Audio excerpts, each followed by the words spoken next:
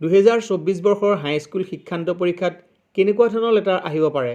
নমস্কাৰ, সকলোকে deep information চেণ্টাৰলৈ স্বাগতম জনাইছোঁ। মৰমৰ ছাত্ৰ ছাত্ৰীসকল, HSLC এক্সাম 2024ত আহিব পৰা সম্ভাৱ্য কেইখনমান টপ মোষ্ট ইম্পৰ্টেণ্ট লেটাৰ এই ভিডিঅ'টোৰ দ্বাৰা উল্লেখ কৰিছোঁ। ছাত্ৰ ছাত্ৰীসকলে এই লেটাৰ কেইখন চাই যাব পাৰিব। ছাত্ৰ ছাত্ৰীসকল, যদি তোমালোকৰ লেটাৰ কমন নপৰে তেতিয়া আনাদাৰ অপশ্যন হিচাপে অতি সহজ ৰিপৰ্টটো লিখিবলৈ চেষ্টা কৰিব পাৰিবা। প্ৰথম লেটাৰখন হ'ল You are the General Secretary of your school union.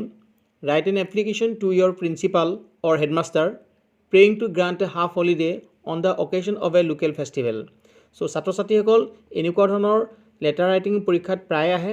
গতিকে এই লেটাৰখন 2024 বৰ্ষৰ হাইস্কুল শিক্ষান্ত পৰীক্ষাৰ বাবে বহুত ইম্পৰ্টেণ্ট হয়।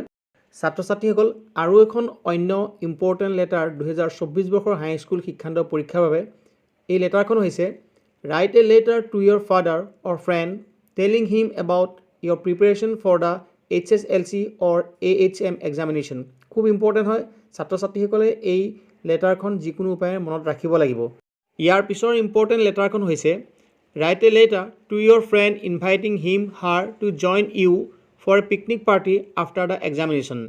Next, write a letter to your friend telling him about your daily life or a football match. খুব ইম্পৰ্টেণ্ট হয় 2024 বৰ্ষৰ হাইস্কুল শিক্ষান্ত পৰীক্ষাৰ বাবে। ছাত্ৰ ছাত্ৰীসকল, ইয়াৰ পিছৰ দুখন ইম্পৰ্টেণ্ট লেটাৰ হ'ল Write a letter to the head of your institution requesting him her to issue you a transfer certificate. খুব ইম্পৰ্টেণ্ট লেটাৰ হয়।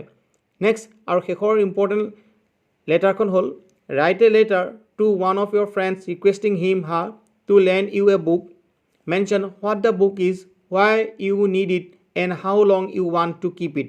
মৰমৰ ছাত্ৰ ছাত্ৰীসকল, যদিহে আমাৰ ভিডিঅ'বোৰ গঠনমূলক হয় বা ভিডিঅ'বোৰৰ পৰা তোমালোক কিবা উপকৃত হ'ব পাৰিছা, তেতিয়াহ'লে আমাৰ ভিডিঅ'বোৰত লাইক, কমেণ্ট আৰু বন্ধুবৰ্গৰ মাজত শ্বেয়াৰ, আৰু যদি নতুন হয় তেনেহ'লে আমাৰ চেনেলটো অনুগ্ৰহ কৰি ছাবস্ক্ৰাইব কৰি লৈ আমাক অধিক উৎসাহিত কৰিব বুলিও আমি আশা কৰিছোঁ।